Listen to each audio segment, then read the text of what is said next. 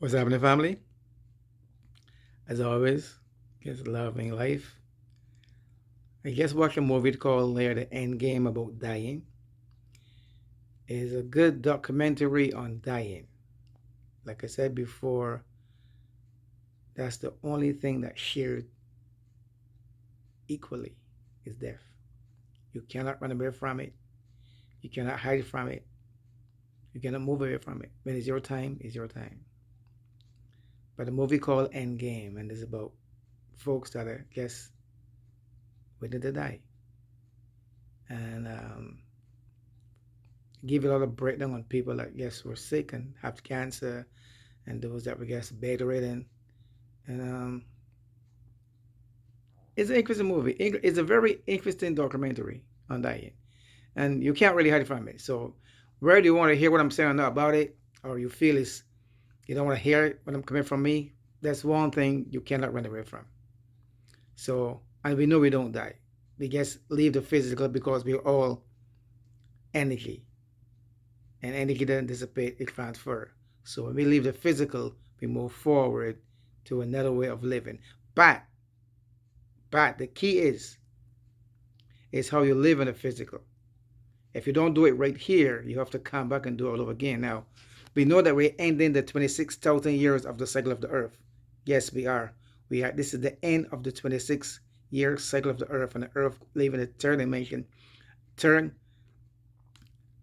the third dimension, as they would say, or the third spiritual cycle, and go into other reality, which is the fourth or the fifth reality or cycle.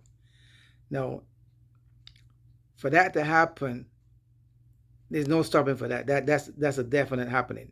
Because every 26,000 years, the earth goes through different change. And we are at that stage now. That's why you're seeing so much calamities and so much disasters happening on earth because the earth is going through a total change. Now, if you don't have your vibration right or raise your vibration to go along with the change of the earth, it would affect you in a lot of ways.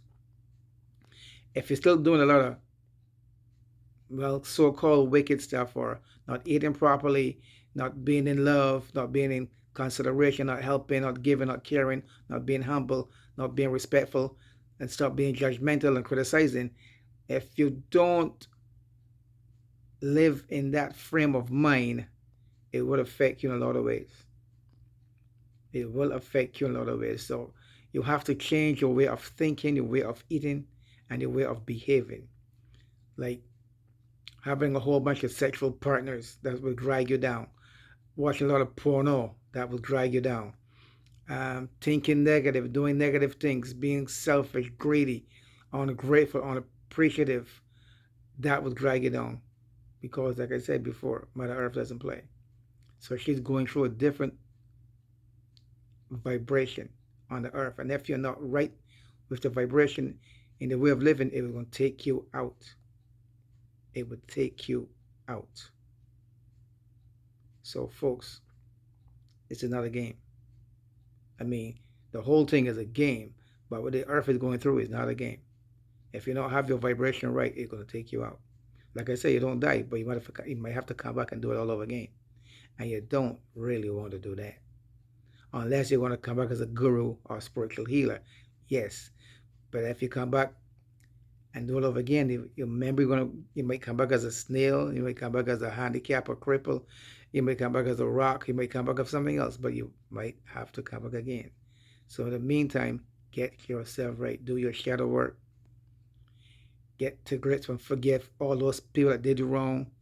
Don't hold no animosity towards no person, no envy, no greed towards nobody.